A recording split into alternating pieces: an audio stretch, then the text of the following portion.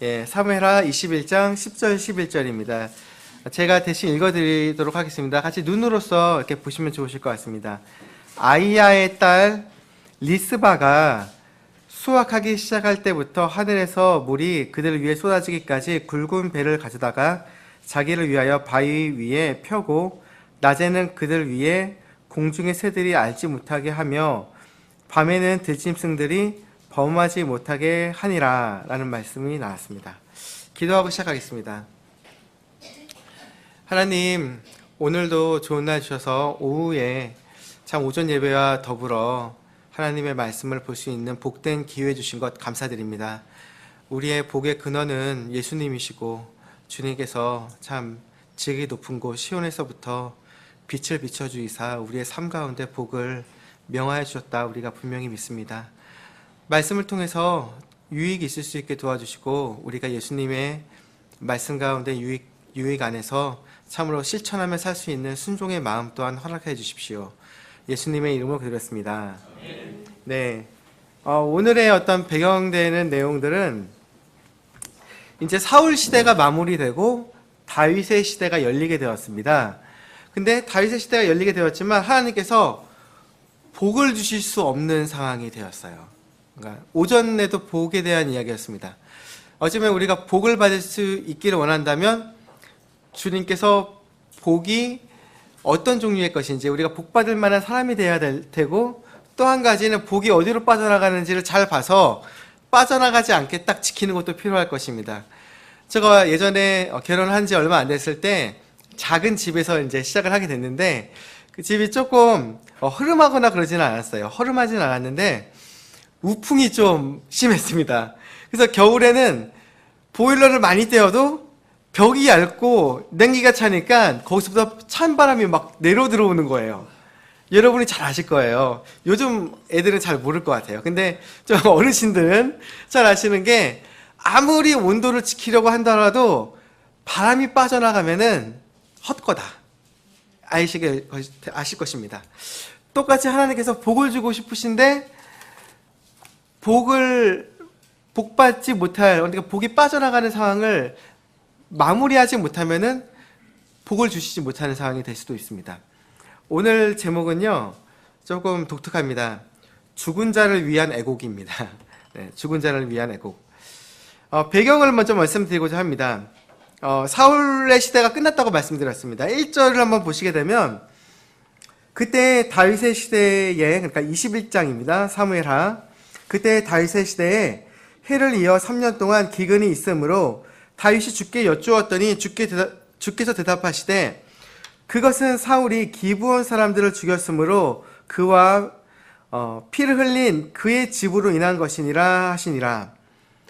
이게 보게 되니까 물론 다윗은 새로운 왕이 되어서 그 나라가 이제 복을 받을 때가 되었다라고 생각했지만 하나님께서 복을 주고 싶으셨지만 복을 못 받는 상황이 아직 있다 주님께서 말씀하셨습니다. 그것은 무슨 이야기였냐면은 기브온 사람이라는 이야기가 나오게 돼요.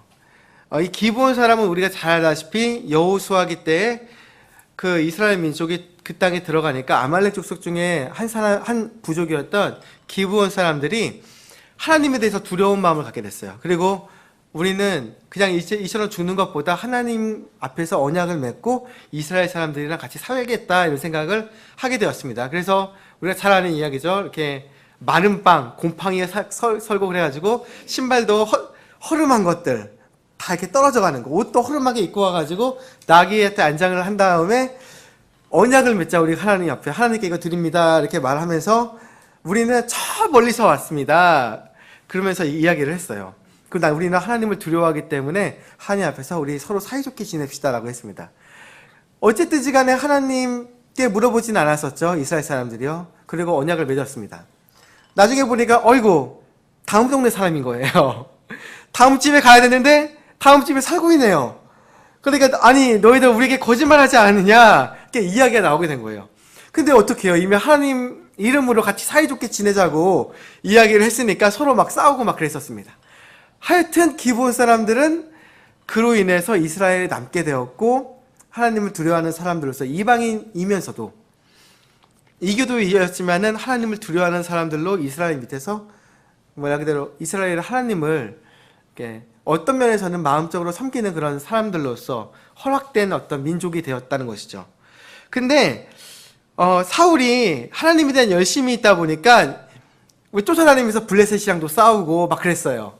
그러다 보니까 어이구 이스라엘 안에도 이 이교도가 남아있네 이렇게 말하면서 때려잡은 게 기브온 사람도 말 그대로 때렸다는 거예요. 그래서 기브온 사람들이 죽게 되었다고 한 것입니다. 하나님 입장에서 어찌 보면은 이스라엘 민족은 아니에요. 근데 하나님께서 복을 이스라엘에게 주시고 싶으신데도 못 주는 이유가 하나 있었던 거예요.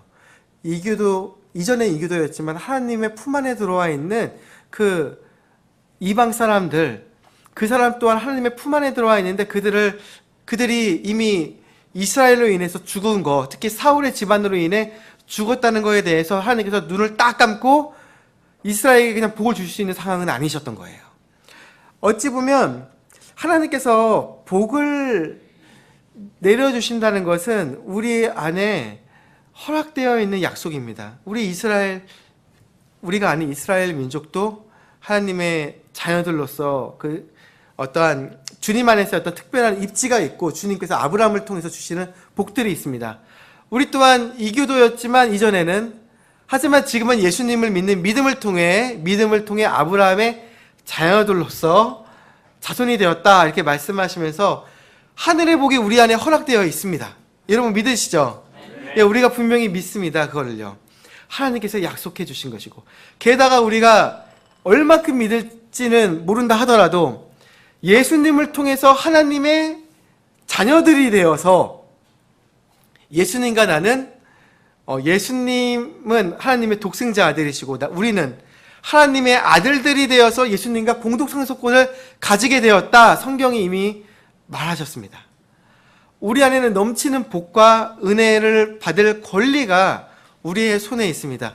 그런데 이와 같이 복된 상황 속에서 우리가 조실 수가 없으십니다. 네.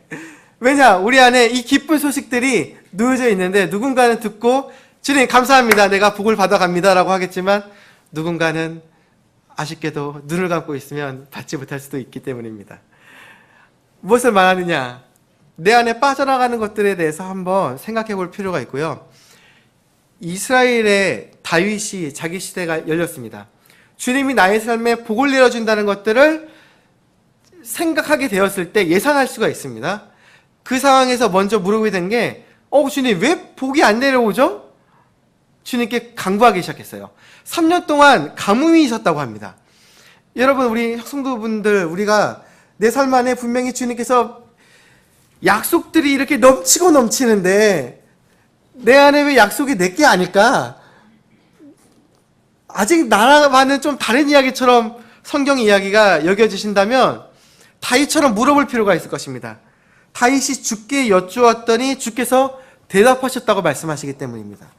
내 삶 안에 주님께서 말씀하신 수많은 약속들이 내 거라고 말씀하시는데, 정엽 형제 거, 형제님 자매님 거라고 하나님 분명히 말씀하시는데 내 거라고 여겨지지 아니하신다면 주께 물어보시기 바랍니다. 주님께서 다윗에게 대답하셨다 말씀하신 것처럼 여러분에게 분명 대답하실 것이기 때문입니다. 내 삶 안에 분명히 빠져나가는 게 무엇인지 주님께 여쭤볼 필요가 있습니다. 1절을 보게 되니까 이 다윗의 경우에는 기브온 사람들이 죽었다. 사울이 죽였기 때문에 내가 복을 주지 못한다라는 대답을 주님께서 주셨습니다.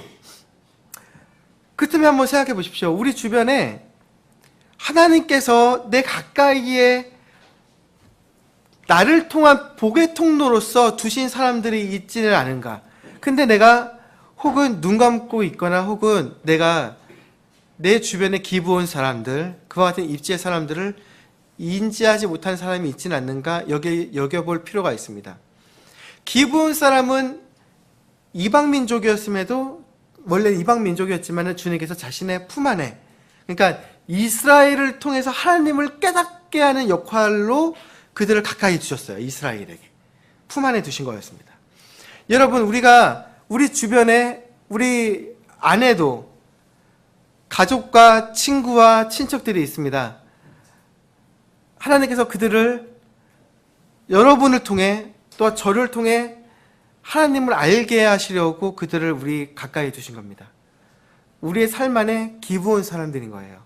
이게 기부온 사람들을 어떻게 영적으로 해석을 해서 내가 이걸 깨달을 것인가, 내 인지하는 것들을 뭐 성경 어떤 교리들을 통해서만 배울 수 있는 것이 아니라 가깝게 이스라엘 옆에 하나님께서 두셨던 사람들, 이스라엘 통해서 하나님을 배우게 한 사람들이 있었다면 우리 하나님을 믿는 사람들 가운데 내 주변에 내 아주 가까운 데에 있는 사람들이 그 사람들의 목적은 그 사람들의 그 사람들이 여기 있는 나의 목적은 나를 통해서 하나님을 알게 하시려고 주님이 가까이 두셨다는 거예요. 여러분 분명히 믿으시죠 이거요. 이거는 우리가 특별한 지식이 있어서 믿는 것들이 아닐 것입니다. 저 또한 기도할 때 저희 믿지 않는 가족을 위해 기도합니다. 누군가가 좀 가까이 가졌으면, 복음을 전해줬으면 저 또한 기회 있을 때마다 전하려고 노력을 해요. 근데 좀 멀리 있는 가족 같은 경우는 어딘가 그곳에 사는 나 같은 사람이 있어서 하나님께서 그 사람에게 복음을 전했으면 하는 마음이 있습니다. 나 또한 내 곁에 두었던 어떤 사람이 친구나 친척 이런 사람이 누군가의 기도를 통해서 저가 그 역할로서 내 가까이 있기 때문에 복음을 전할 그런 마음이 있습니다. 동일한 것입니다.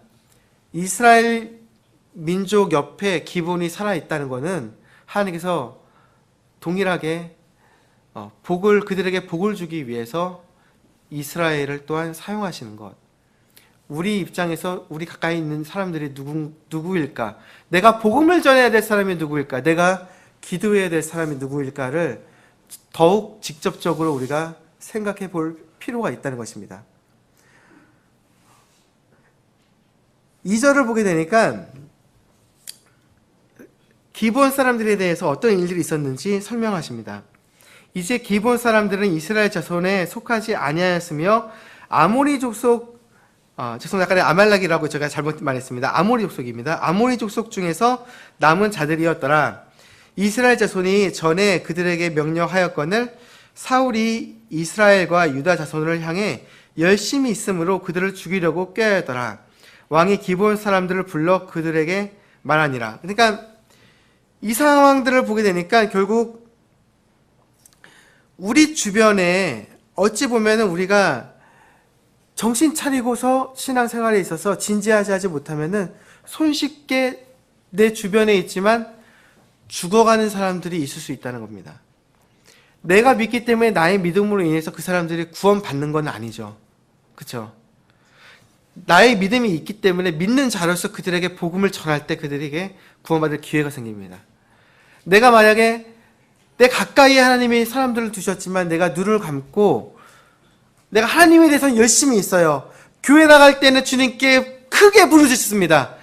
찬양도 하고 주님 앞에 열심으로 주님의 일을 할 수는 있지만 내 가까이에 두었던 어떤 사람들의 기능들에 대해서 나와 다르다는 이름으로 그들에 대해서 눈을 감는다면 이처럼 기브온 사람들이 사울의 손에서 죽은 것처럼 육적인 모습의 우리 그리스도인들로 인해 여전히 죽을 수밖에 없는 사람들의 상황이 어떤 건짐을 받지 못한다.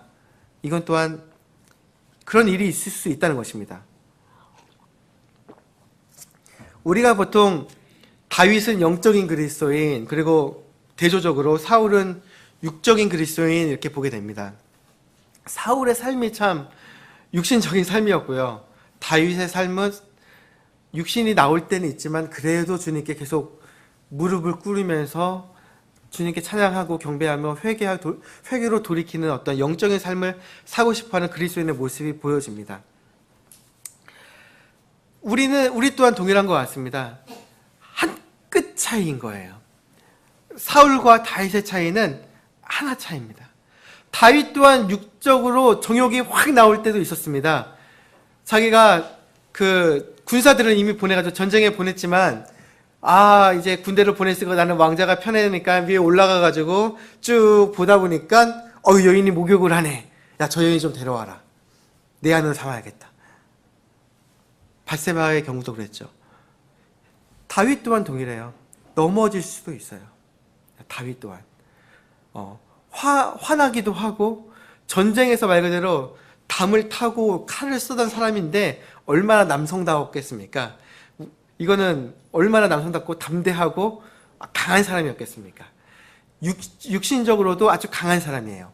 근데 하나 차이인 거예요. 사울 또한 강한 사람입니다. 무엇이 차이냐? 내가 영적인 데 관심을 둘 것이냐, 계속 주님께 관심을 둘 것이냐, 혹은 내 정욕이나 나의 원래 본 모습에 나를 치장하는데 나의 삶을 투자할 것이냐, 하나의 차이입니다. 주님께서는 분명 우리가 빛과 소금이라고 말씀하셨습니다. 마태복음 5장 13절부터 17절까지는 이처럼 말씀하십니다. 너희는 땅의 소금이로되 만일 소금이 제 맛을 잃으면 무엇으로 그것을 짜게 하리요? 그 뒤에는 그것이 아무 쓸모도 없으므로 버려져서 사람들의 발밑에 밟힐 뿐이니라. 너희는 세상의 빛이니 산 위에 세운 도시가 숨겨지지 못하리라. 또한 사람들이 등잔불을 켜서 통 밑에 두지 아니하고 등잔대 위에 두나니 이러므로 그것이 집안의 모든 사람들에게 빛을 주느니라. 이와 같이 너희 빛을 사람들 앞에 비추어 그들이 너희의 선한 행위를 보고 하늘에 계신 너희 아버지께 영광을 돌리게 하라. 주님께서는 우리가 빛이요 소금이라 하셨습니다. 우리가 빛 비추지 아니한다면은 아무런 유익이 없다고 말씀하십니다. 내가 그리스도인으로서의 소금의 맛을 잃어버리게 된다면 사람들이 여러분을 밟을 것이라고 말씀하십니다.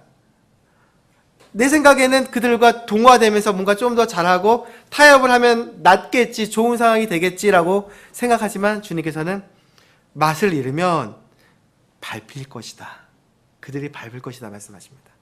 마귀는 여러분 머리 위에서 디스코를 치고 있는 대상입니다. 여러분이 뭐를 생각하고 뭐가 약한지 누구보다 더 잘합니다. 그 마귀를 호락호락 생각해서는 안 돼요. 주님께서는 도냐 뭐냐 분명히 빛을 보여주지 아니한다면은 아무것도 아닌 존재가 될 것이고, 그리스도인들이 너희의 맛을 보이지 아니한다면 세상에서 밟히는 존재가 될 수밖에 없다. 마귀가 그냥 냅둘 것 같니? 세상 사람들이 그냥 둘 것 같니? 주님은 말씀하셨습니다. 우리는 분명 예수님을 발견하는 통로로서 우리를 삼아주셨습니다. 우리가 전하지 않으면 누가 복음의 말을 듣겠습니까? 저도 그것이 좀 마음 안에 그런 게 있습니다. 내가 가족 구원에 대해서 기도는 하지만 내가 전하지 않으면 주님께서 누군가를 보내주겠지 기도할 수 있을까요? 정말 보내줄까요? 주님은 아마 그렇게 하실 겁니다. 그래서 내가 너를 보내었다. 주님은 그처럼 말씀하실 것입니다.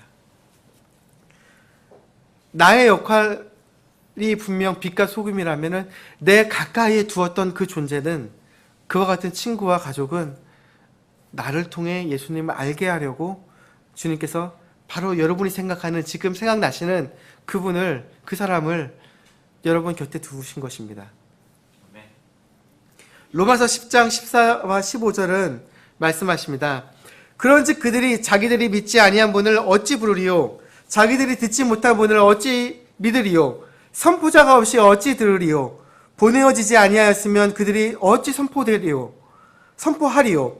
이것은 기록된 바 화평의 복음을 선포하며 좋은 일들의 반가운 소식을 가져오는 자들의 발이 어찌 그리 아름다운가 함과 같으니라. 우리가 화평의 복음을 준비하는 것을 신에 신는 걸로 준비한다고 성경은 말합니다. 신은 내 발에 껴있죠, 여러분. 오늘 여기 오실 때 신발 안 신으신 분 계시나요? 껴있습니다. 주님은 여러분의 삶 가운데 신발이 껴있듯이, 발에 껴있듯이 여러분과 함께하는 것이 복음을 준비하는 것이다 라고 말씀하십니다. 화평의 복음을 준비하는 것이 신발과 같단 말합니다. 제가 예전에는 신발을 매우 잘 안 닦았습니다. 구두를 특히요. 너무 귀찮은 거예요. 왜냐면 먼지까지는 터는 것 같아요. 근데 뭔가 이렇게 잘 처리를 해서 광을 내고 이렇게 하고요. 막 어떤 분들은 특별하게 물광을 내니 불광을 내니 하시면서 기술적으로 아주 반짝반짝 하십니다. 근데 제가 한 번은 신발을 사러 가려고 했을 때 이런 적이 있었어요. 나는 분명히 신발 사려고 누가 이렇게 뭘 주셨어요. 그래가지고 그걸 가지고 신발 사려고 백화점에 갔어요. 근데 신발을 사러 가는 나의 신발은 너무 더러운 거였어요. 제 구두가. 나는 깨끗한 구두를 사러 가는데 그분이 그런 거였습니다. 지금은 깨끗합니다. 열심히 닦습니다. 그 이유로요. 왜 열심히 닦게 됐느냐. 구두를 사러 갔는데 구두 사시는 분이 그러세요? 어떤 구두를 좋아하세요? 하면서 제 구두를 딱 보시는 거예요. 근데 제 구두가 그날따라 정말 형편이 없었습니다. 모양도 이렇게 찌그러졌고요. 한 번도 이렇게 모양을 다시 잡아주거나 하지도 않았고요. 광을 잘 안 냈었고요. 이미 광이 많이 죽은 구두였던 거예요. 성경은 복음이 여러분의 신발과 같아서 여러분이 신고 다니듯이 여러분과 함께하고요. 임마누엘 하나님 함께하지 않습니까? 여러분이 가고자 하는 곳으로 가고 있듯이 하나님께서 원하시는 곳으로 하늘나라까지 함께하게 하는 것이 여러분과 함께 있는 것이 주님의 복음이며, 그리고 우리가 누군가를 만날 때에도 이야기하지 않습니까? 누군가와 만나고 얘기 나눴을 때 그리스도의 향기가 날 수밖에 없듯이 내가 그리스도인인 걸 알지 않습니까? 사람들이. 동일하게 내 신발이 나와 함께 있듯이 그들을 만나게 하는 것이 복음이라고 말합니다. 게다가 여러분, 더욱 그것이 주님과 함께 있다는 것을 드러나기를 원한다면 필요한 게 하나 있는데, 복음은 신발을 내가 깨끗이 신기고자 한다면은 깨끗이 다듬어야 됩니다. 깨끗이 닦아야 돼요. 그랬을 때 그것이 더 아름답게 빛나듯이 여러분이 예수님을 자연스럽게 빛을 내고 드러내길 원한다면 여러분은 믿음의 신발을 닦으셔야 됩니다. 준비하셔야 됩니다. 내가 복음을 전하려고 하는데 내가 사람이 죄인이라고 말씀하셨던 게 몇 장 몇 절이었더라? 로마서이긴 한데 3장이었나 4장이었나?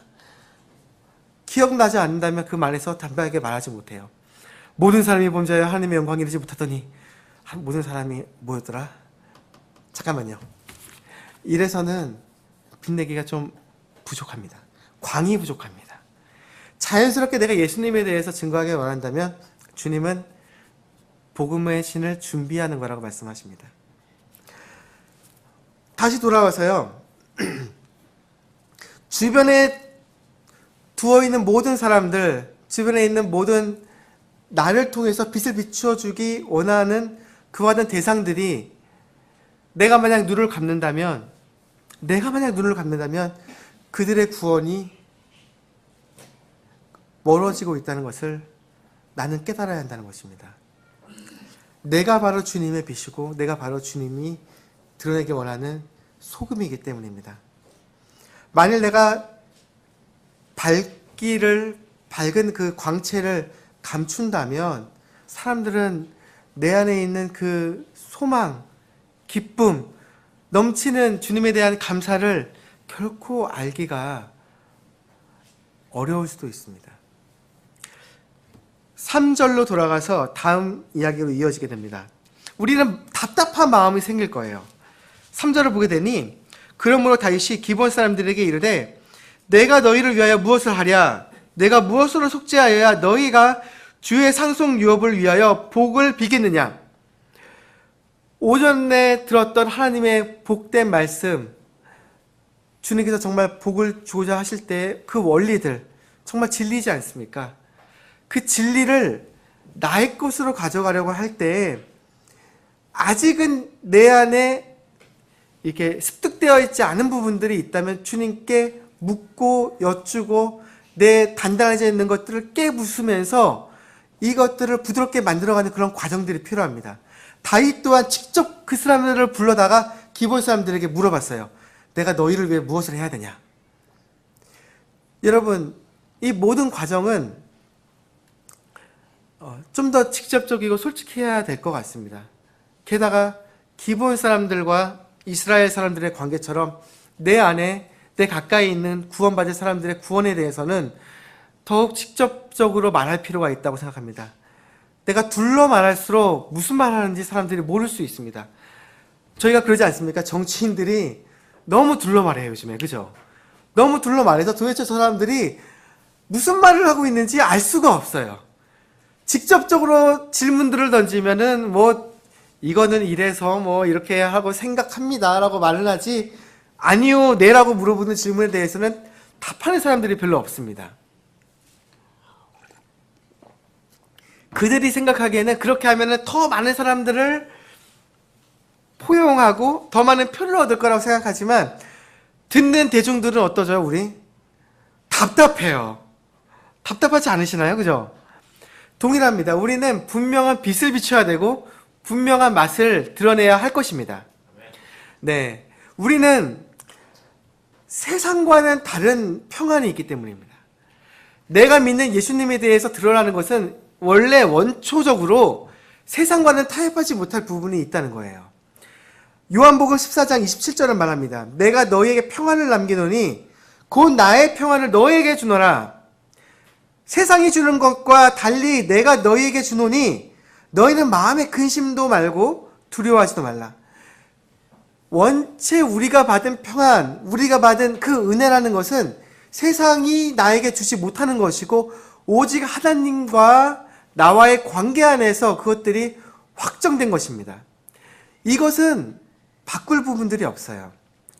내가 주님께서 주시는 복들에 대해서, 그리고 내가 드러내야 될 주님의 은혜들에 대해서 세상이 그것들을 조금씩 영향을 주고 어느 정도 것들이 포용 가능한 것들이 있다면 이미 처음부터 우리는 복음을 아마 손쉽게 전했을 거예요. 근데 그렇지 않다는 거예요. 누군가가 구원받기 원한다면 누군가가 죄인이라는 것, 죄의 상태가 얼마나 하나님 앞에서 심각한지 이야기하지 않고는 구원받을 수 없습니다. 아니, 내가 왜 지옥에 갈 수밖에 없는 죄인이라는 것을 깨닫지 못한다면 어떻게 하나님이 필요하다는 것을 알겠습니까? 여러분, 그러지 않나요? 동일할 것입니다. 우리는 모든 것들에 있어서 하나님께로부터 공급을 받고 있습니다. 그 은혜들 안에서 우리는 받은 것들에 대해서 더욱 확정해야 되고, 이 주님의 말씀, 주님이 원하시는 그 복된 복음의 빛을 바라는 것들에 있어서 좀 더 진지해 볼 필요가 있습니다. 성경의 이야기가 단지 성경 안에서만 끝난다면 우리와 무슨 상관이 있겠습니까?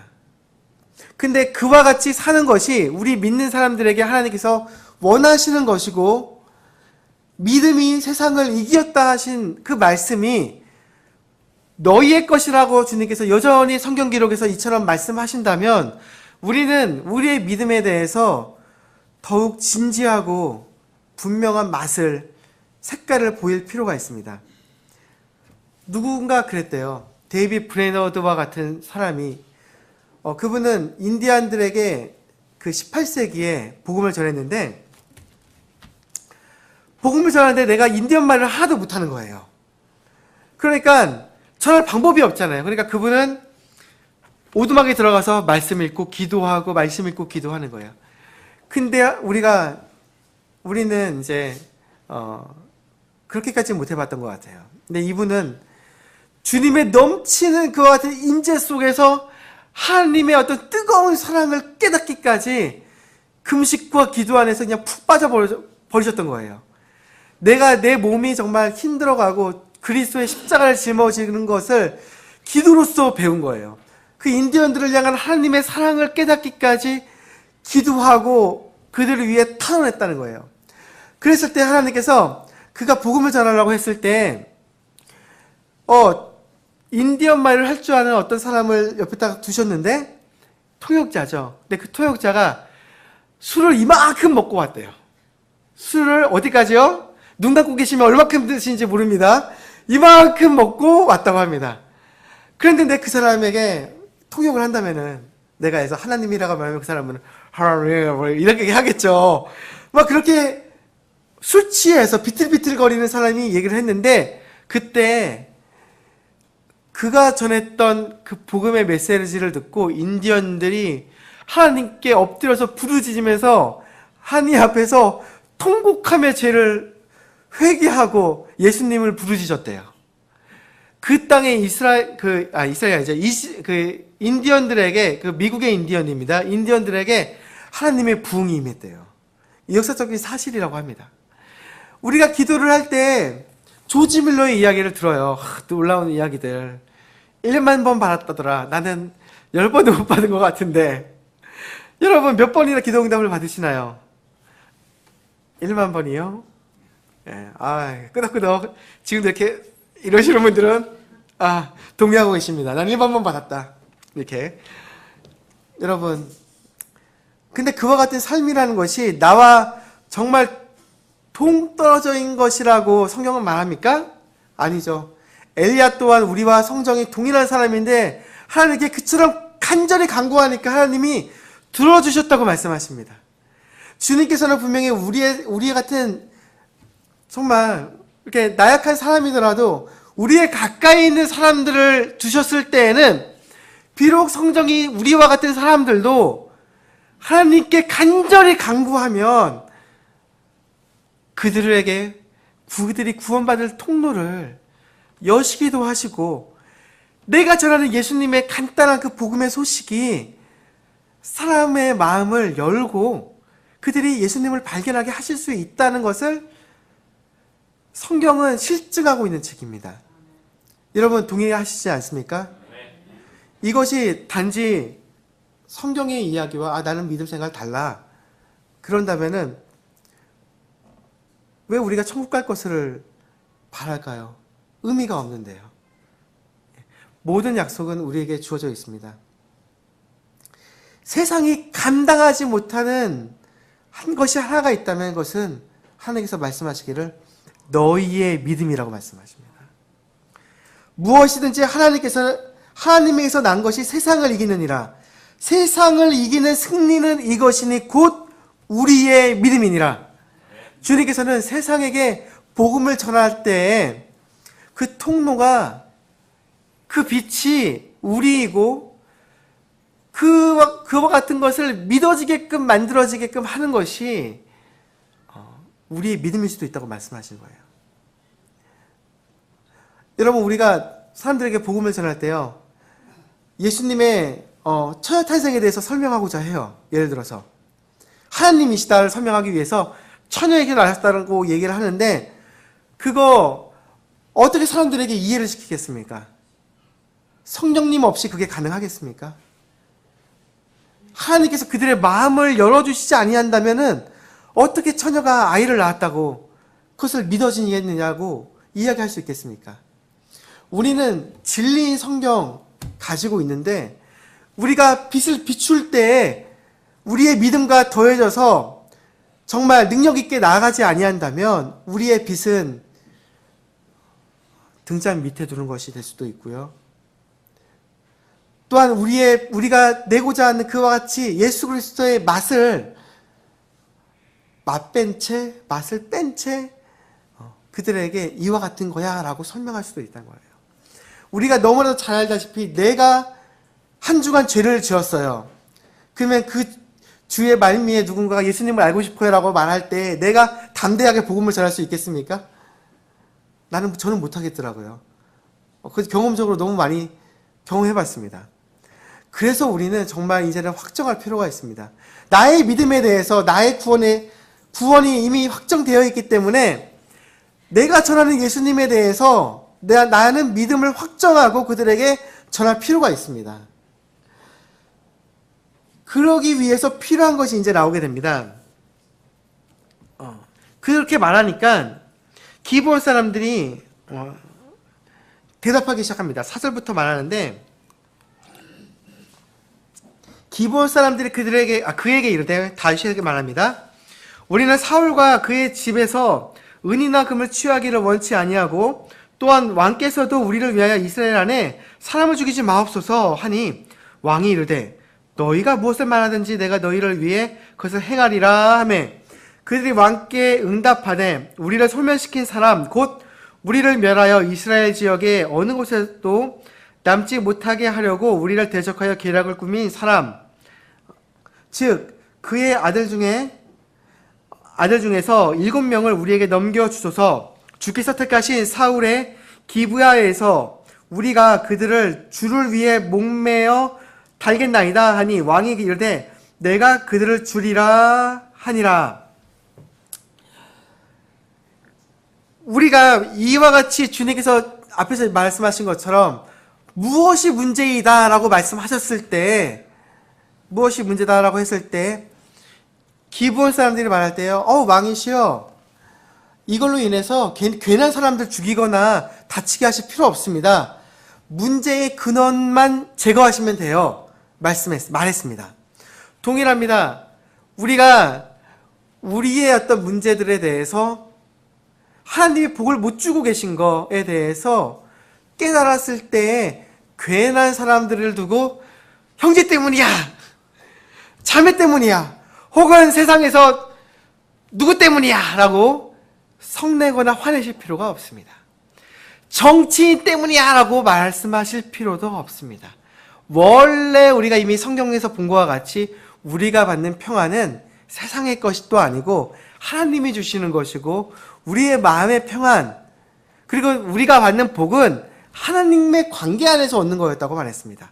나만 잘하면 되는 거예요. 내 신앙, 내 안에 두었던 바운더리 안에서, 그 영역들 안에서 문제가 무엇인지만 잘 확인하시면 돼요. 첫 번째, 그래서 필요한 대책은, 첫 번째, 죽일 것은 죽여라입니다. 죽일 것은 죽여라. 무엇을 죽여야겠습니까? 우리가 사람을 지금에서 사람을 죽일 필요 없죠. 우리는 죽이는 게 아니니까요. 무엇을 죽일 것이냐? 괜한 사람 잡지 마시고, 형제자매한테 뭐라고 하지 마시고, 이것은 내가 받아들이지 못했던 내 마음의 문제라고 주님이 이야기하신다면 괜한 사람들 보지 마시고요. 무엇을 죽이냐? 성경은 말할 때요, 갈라디아서 5장 24절을 말합니다. 그리스도께 속한 사람들은, 우리죠. 그리스도께 속한 사람들은 애착들과 정욕들과 함께 육신을 십자가에 못 박았느니라 말씀하십니다. 무엇을 죽이겠습니까? 나의 애착, 나의 정욕, 이것이 자극받는 나의 육신, 주님은 그것을 못 박으라 말씀하십니다. 내가 정말 내 믿음과 덕이 넉넉해가지고 어떤 형제가 뭐 하나 탁 찍어도, 형제님 괜찮아요. 괜찮아요. 형제님 위해서 이미 기도하고 있어요. 저는 형제님 정말 사랑합니다 라고 말한다면은 누가 뭐라든지 간에 정말 그냥 넉넉하게 넘어갈 거예요. 더욱 크게 형제 사랑을 이겨낼 수 있습니다. 근데 이쪽 자매가 하는 얘기 깜짝 놀라고, 놀라는 나죠. 놀라는 나. 누가 뭐라고 말할 때 뭐라고?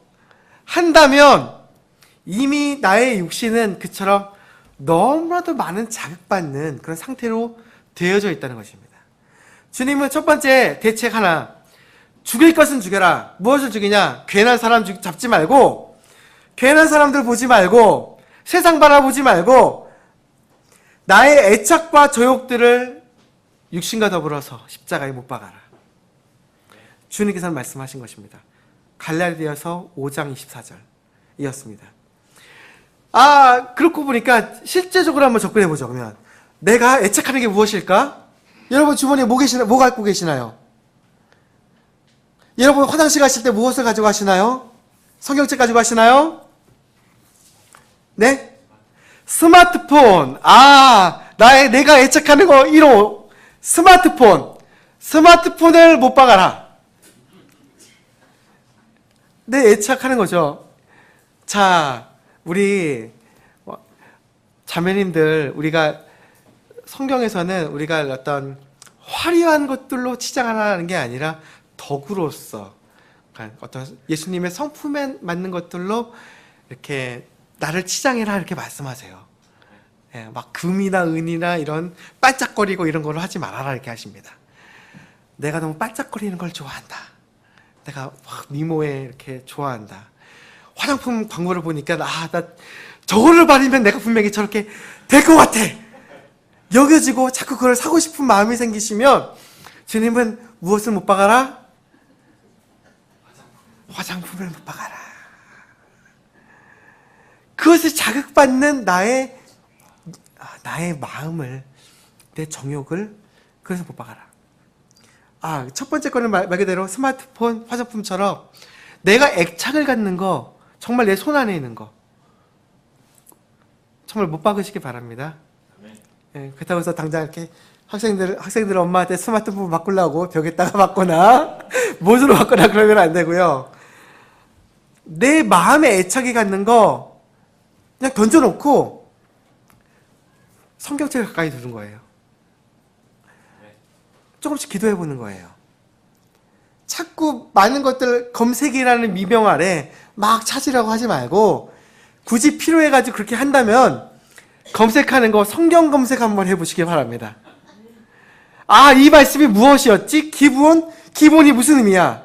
검색도 해보시고, 아, 오늘 말씀하는데 성경에서 복이라는 말의 사전적 정의가 무엇일까? 성경에서 처음에 뭐라고 쓰였지? 찾아보시기 바랍니다. 베드로를 주님께서 부활하신 주님께서 베드로에게 처음 가셨을 때 뭐라고 하셨는지 아세요?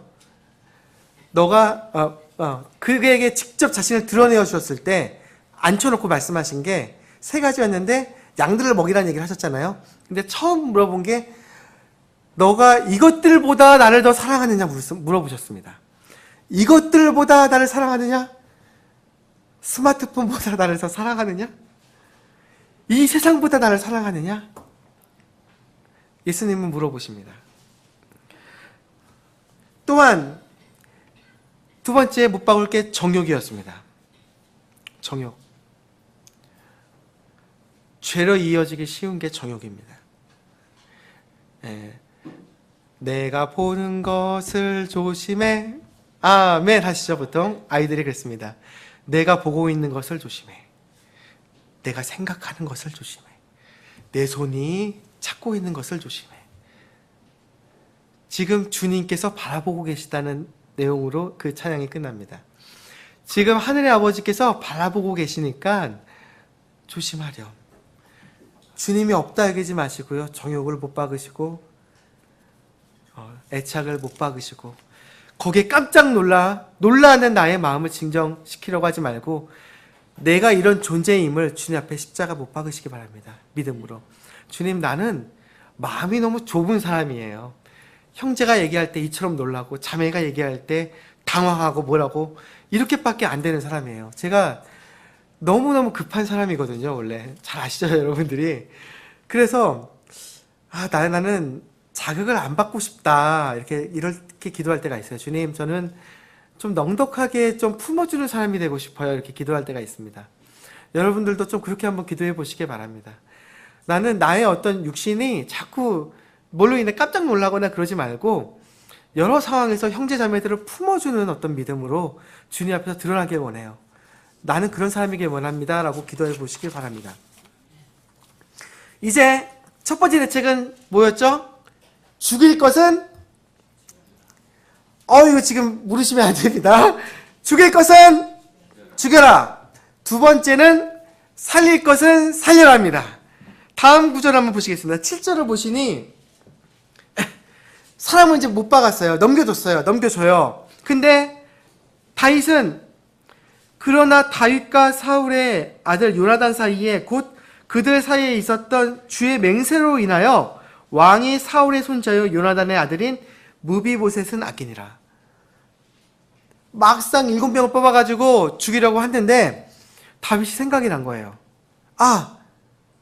요나단, 그의 아들 혹시 있지 않았나? 무비보셋. 그는 어떻게 해야 되죠? 모르시면 안 됩니다. 죽여야 될까요? 살려야 될까요? 살려야 됩니다. 주님 앞에서 내가 가장 사랑했던 친구였습니다. 누구보다도 하나님을 사랑했던 친구였어요. 또 내가 아는 중에.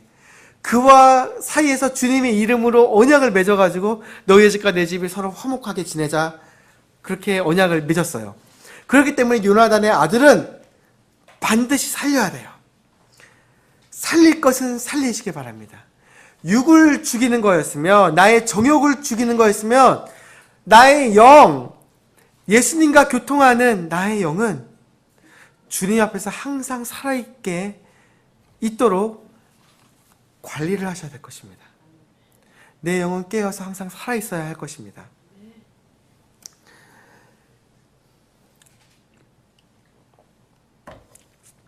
이제는 마지막입니다. 8절부터 10절까지 내용, 우리가 읽었던 내용들로 이어지는데, 다만, 근데 이야기가 생긴 거예요. 7명 중에 죽이게 된 사람들이 있지 않았습니까? 근데 한 가지 이야기가 또 새로운 이야기가 나오는 거예요.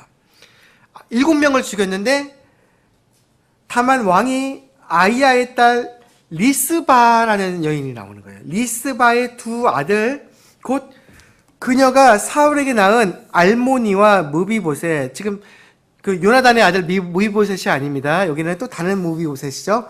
무비보셋을 붙잡고 또 사울의 딸 미갈의 아들 5, 곧 그녀가 무올랏 사람 바르실레의 아들 아드리엘을 위하여 키운 아들들을 붙잡아 해가지고 사람들을 붙잡았는데요. 기브온 사람들에게 넘겼다고 구절을 얘기를 해요. 기브온 사람들의 손에 넘기니 기브온 사람들이 그들을 산에다가 주 앞에 목매어 달매 그들 7명이 다 함께 쓰러져 수확하는 때 곧 보리를 수확하기 시작하는 때 첫 무렵에 죽으니라. 10절을 보게 되니까 우리가 아까 읽었었는데 내용이 있는데 아이야의 딸 리스바라는 여인이 이제 자기 아들 둘이 죽게 된 거예요. 그죠? 자기는 어찌 보면은 공주 같은 대접을 받던 왕실 사람이었어요. 근데 자기 아들들 2명이 죽게 되었는데 죽게 되니까 그들을 위해서 애곡을 합니다. 그 어머니가. 그래서 어떻게 하느냐? 그냥 내비두고서 애곡하는 게 아니라 어머니가 보니까 어때요? 그 아들들이 죽었으니 그 당시에 사체를 먹으려고 얼마나 나짐승이라든지 동물들이 오겠어요. 그죠? 그러니까 그 동물들을 내쫓으려고 그 어머니가 그 곁을 지키고 있었던 거예요. 10절을 보게 되니까 아이야의 딸 리스바가 수확하기 시작할 때로부터 하늘에서 물이 그들 위에 쏟아지기까지 굵은 배를 가져다가 자기를 위해 바위 위에 펴고 낮에는 그들 위에 공중에 새들이 앉지 못하게 하고 밤에는 들짐승들이 범하지 못하게 하니라. 아이의 엄마가 자기 아들 둘이 죽게 되니까 결국 죄의 결과가 이와 같이 참혹한 일들이 오게 됐던 거예요. 결국 우리는 이걸 연좌죄라고 생각하지 말고 성경이 말하는 그 원리를 발견할 필요가 있는데 죄는 어떠한 모습이든지 참혹하고 무시무시한 것이라는 것을 성경은 드러내어 가르쳐주고 있다는 것입니다. 누군가의 죄로 인해 가지고 결국은 한 어머니가 피를 토하는 눈물을 흘리게 되었어요. 피를 토하며 울게 되었어요. 아들들 둘이 죽게 돼버린 거예요. 자기 유일한 소망이죠. 아들들이 죽게 되니까 엄마가 낮에는 새들이 올까 워워 하고 있고 밤에는 그 곁에 또 지키면서 혹시 들짐승이 채갈까 엄마가 지키고 있었던 거예요. 이미 소망이 없지만 이 슬픈 상황 속에서 한 어머니는 울면서 이 일들을 행하고 있었던 거예요. 그래서 11절에서 어떤 이가 아이야 딸 리스바 곧 사울의 첩이 행한 일을 다윗에게 구하니라. 그래서 이제 뒤에 나오는 내용은 다윗이 그들의 뼈를 추스르다가 다시 이제 그 원래 조상들의 무덤에 넣어줍니다. 이번에 이것을 통해 배우는 것이 무엇이냐? 제가 강릉에 가서 여러분에게 전하고자 하는 메시지는 또 이 말씀의 제목 또한 그와 같은 것처럼 죽은 자를 위해 애곡하는 누군가가 있다는 것입니다. 우리가 보이진 않지만 누군가가 지금 죽은 자들을 위해 애곡하고 있다는 거예요. 우리가 가끔 누군가가 돌아가셨을 때 장례식장에 가면 마음이 숙연해집니다. 그 전까지 하하거리면서 뭔가 즐거운 일이 있다 하더라도 누군가가 돌아가셨다 그래서 좀 와달라고 했을 때에는 갔을 때 마음이 숙연해져요. 누군가는 눈물 흘리는 모습을 보기 때문인 거죠. 사람들 중에서도 사람이 죽어가는 그와 같은 상황으로 인해 죄로 인해서 죄의 대가가 이처럼 참혹한 것이어서 죽게 되는 것이고 게다가 예수님을 알지 못한다면은 지옥에 갈 수밖에 없다는 그 같은 참혹한 사실 안에서 누군가는 울고 있다는 것입니다. 게다가 하나님도 혹시 울지는 않으실까 생각해 보게 되었습니다. 죄로 인해서 죽어가는 세상을 바라보실 때 하나님은 지금 어떤 마음을 가지고 계실지 한번 생각해 보게 됩니다. 예수님께서 이스라엘을 바라보셨을 때 이스라엘을 보고서 그처럼 메시아를 기다리던 이스라엘이건만 메시아를 받아들이지 못하는 그 이스라엘을 보시고 예수님께서 눈물을 흘리셨습니다.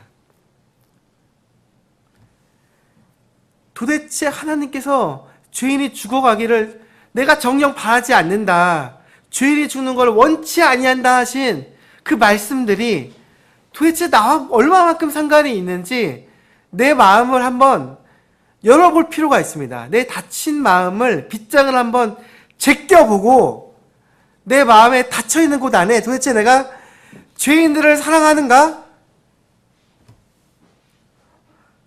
하나님께서 도대체 세상을 바라보셨을 때 죄인들을 불쌍히 여기고 계시는가? 나는 동일하게 느끼고 있는가?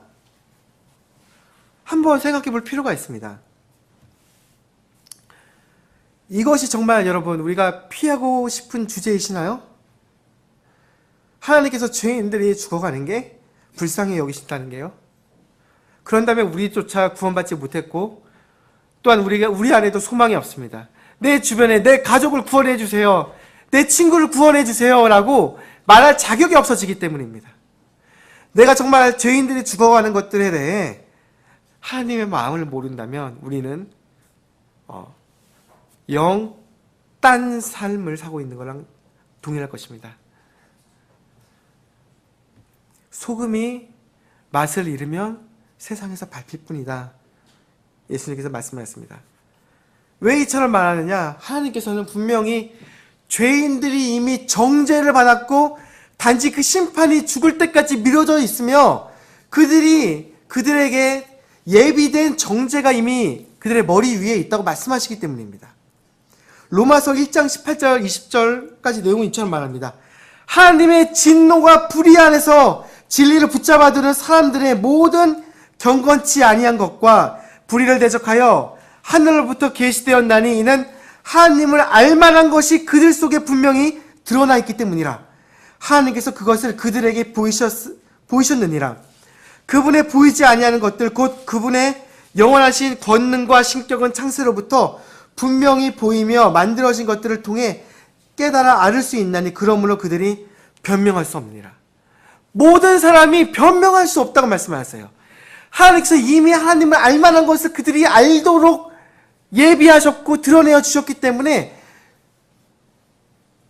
그들이 지금 거절하고 있는 것들, 그로 인해서 하나님의 심판이, 그 진노가 그들 위에 있다고 하나님께서 말씀하시는 거예요.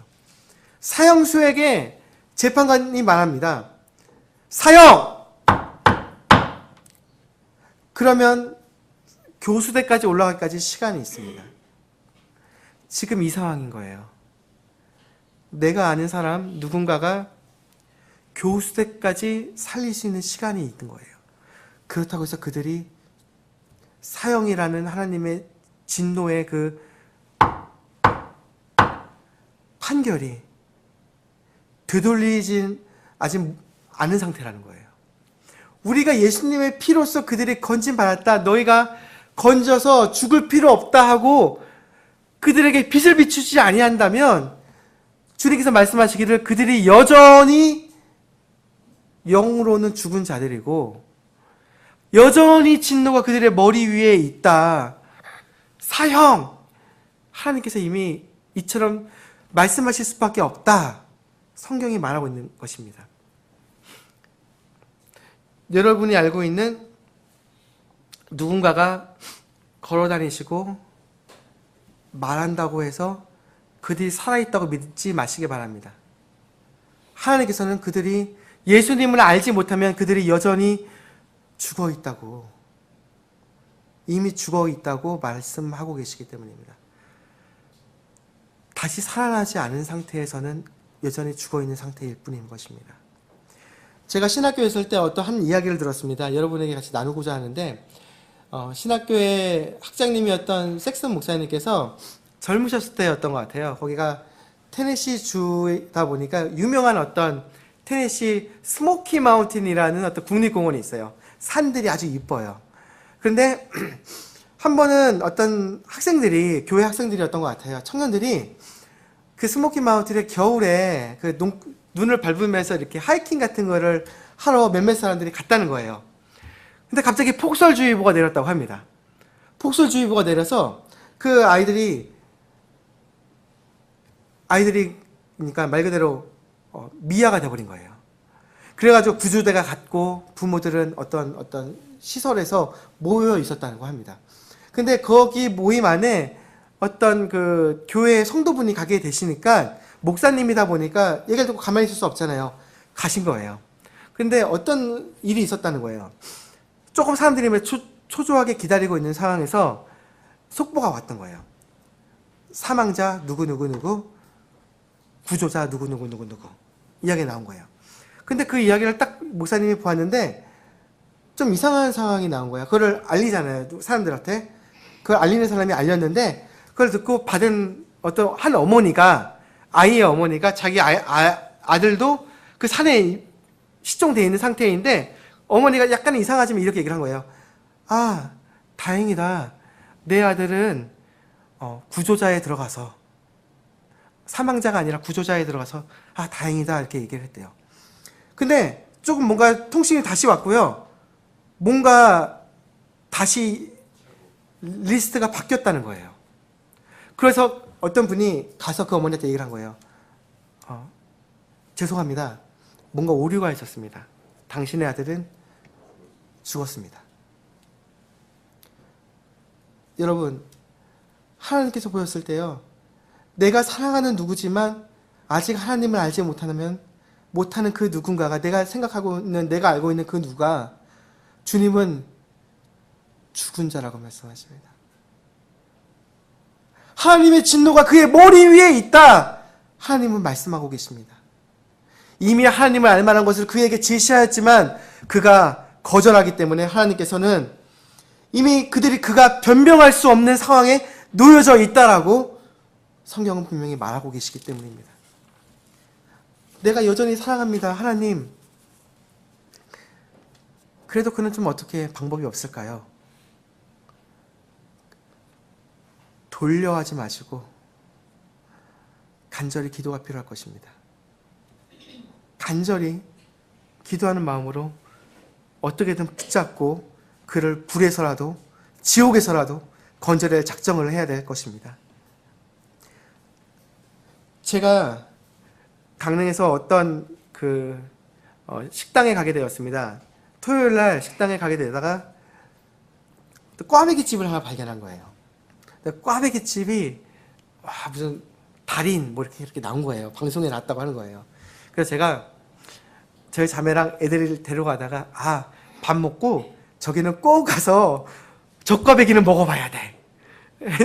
여러분 같아도 그러실 것 같죠? 생각을 해봤어요. 그래가지고 밥을 먹고서 돌아 나온 길에 꼭 거기를 들러서 지나가서 꽈배기 집에 들어갔습니다. 문을 열고 들어갔는데 조금 했어요. 몇 평 안 돼요. 안 됐는데 조그만 꽈배기 집에서 이렇게 좀 인자한 어떤 얼굴의 여자분이, 어떤 아주머니가 계시더라고요. 근데 딱 보니까 벽면에 말씀 구절이 하나 붙어 있는 거예요. 또 보니까 귀에 들리는 게 찬송 소리가 들립니다. 이분 예수님 믿으시는구나. 얼굴로 보니까 얘기를 해요. 혹시 예수님 믿으세요? 그런데 저를 보고 목사님? 그러시는 거예요. 그래가지고 목사님은 아니고요. 예수님 믿는 전도사인데 이번 주에 말씀 전할 계기가 있어서 오게 되었습니다. 이렇게 말씀을 전했습니다. 근데 이야기를 나누는데 굉장히 인자하시고 믿음이 있으시더라고요. 그래서 얘기하시기를, 내가 딸과 아들이 있는데 둘 다 전도사라고 하시는 거예요. 근데 둘째가 지난 19일 정도에 죽었다고 말씀하셨습니다. 교통사고로 죽었다고 말씀하셨습니다. 이야기를 좀 들으니까 당뇨가 있었는데 그 아들이 일반 대학교를 나오고 전도사 이제 하겠다고 이제 주님께 이제 헌신할 때쯤에 당뇨가 있다 보니까 운전을 하던 중에 쇼크가 왔대요. 쇼크가 와가지고 사고가 났다는 거 이야기를 하시더라고요. 그래서 제가 꽈배기를 기쁜 마음으로 먹으러 갔는데 마음 안에 제가 와, 어찌 보면은 좀 위로를 하라고, 이 상황을 좀 위로를 하라고 나를 여기 보내주셨다는 생각이 들어서, 아, 예수님 믿었으면 하나님과 함께 있으니까 다시 분명히 볼 수 있는 소망이 있습니다. 이렇게 말씀을 드렸어요. 그런 생각이 들었는데, 그 꽈배기를 이제 11,000원, 2,000원어치 했어요. 저희가 입이 다섯이어서 애들이 있어서 사면서 제가 15,000원을 드렸어요. 뭐 몇천 원, 몇백 원 깎을 수가 없잖아요. 도대체 그런 상황에서 15,000원 드리면서 아, 괜찮습니다. 이렇게 하는데 그분이 주애랑 주애한테 5,000원씩을 주시는 거예요. 5,000원씩을 주시는 거예요. 그러면서 주애한테도 1,000원, 어린이지만 1,000원 주시는 거예요. 아, 이거 꽈배기도 먹고 11,000원을 얻게 된 거잖아요. 그래가지고 제가 내일 예배 드리는데 하나님께 이거 헌금으로 아이들 손을 통해서 드리겠습니다. 이렇게 얘기를 했습니다. 그래서 드렸습니다. 근데 제가 그 꽈배기를 들고 나와서 가족끼리 해변을 한번 거닌 다음에, 토요일 날이었습니다. 해변을 한번 거니고 꽈배기를 먹으면서 느끼는 게, 첫 번째, 꽈배기가 맛있더라고요. 그리고 또 하나가, 이야기를 들으니까 그 믿는 그 한 어머니가 잃어버린 아들로 인해서 그 눈물이 이렇게 느껴지는 거예요. 그분이 이야기하신 것 중에 하나가, 내가 이제 상 다 이제 끝내고 마치고 수습하고 이제 좀 정신 차리고 이제 나오게 되었습니다. 얘기를 하는 거예요. 제가 그거를 보고서 느낀 게, 옛날에 제사장들이 희생물 드리러 오는 사람들의 어떤 희생물을 갖다가 주님께 드려요. 드리고 그 다리 한쪽 뭐 이런 거죠. 하나 가지고서 자기 집에 와서 주님께 감사드리고 먹을 거 아니에요. 제사장들이. 근데 그게 가만 다 맛있었을까? 다 맛있었을까? 소고기니까 아, 맛있네. 양고기니까 맛있네. 그러지 않았을 것 같아요. 그 사람들이 그거를 양 한 마리를 끌고 오면서, 내가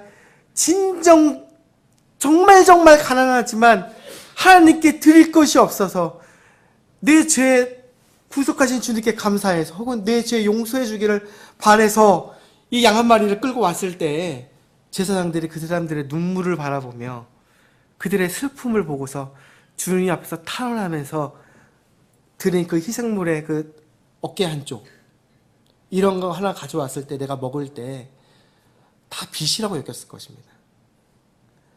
누군가의 눈물로 인해 내가 지금 살아있구나. 또 그들을 위해 내가 기도를 해야겠구나. 그들의 어떤 구원을 위해 내가 뭔가를 해야겠구나. 제가 그 어머님의 꽈배기를 먹으면서 어떤 슬픔이 이렇게 느껴지더라고요. 마음 안에요. 우리의 인생의 근접탑이 의리의리한 뭔가 주님을 위해 내가 이런 것들을 행했습니다, 이렇게 할 게 아니라, 주님, 이런 것들을 통해서 내가 영혼들을 주님께 인도했습니다. 주님 감사합니다.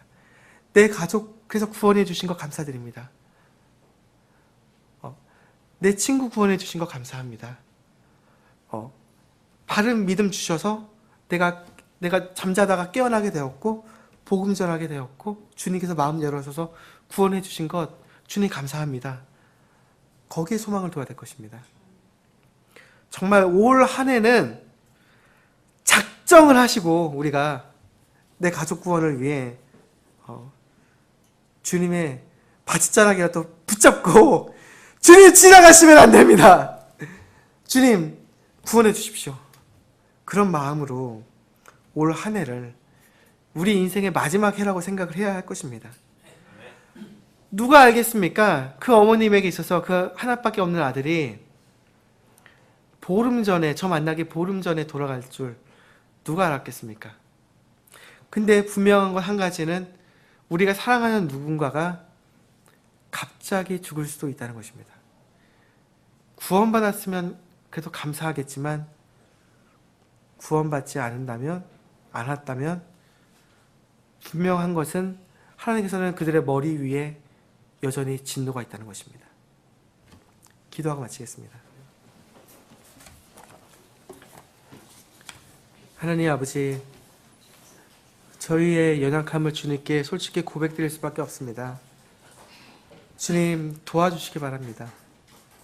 우리의 가족과 친구들 진정 주님을 알아서 구원받기를 원합니다. 주님 올 한 해가 진정 우리가 그들을 위한 탄원과 열심의 마음을 우리에게 주시길 바라옵고 우리가 그 모든 상황들에 있어서 눈을 감고 애써 외면하지 않고 담대하게 반대로 주님의 마음을 배워서 그들에게 예수님께서 어떤 사랑을 십자가에서 보여주셨는지 그 하나님의 사랑으로 인해서 그들이 변화받아 예수님을 알 수 있도록 도와주시기 바랍니다. 주님, 우리 사랑하는 형제 자매님과 제 삶 안에 동일한 사건들이 있습니다. 주님, 모든 상황들 속에서 믿음을 주시길 바라옵고 우리가 하나님께 그 마음들을 더욱더 배워서 또한 모든 것에서 간단한 것도 순종하면서 이 영혼들을 구원하는 일들에 동참되게 도와주십시오. 예수님의 이름으로 기도드렸습니다. 아멘.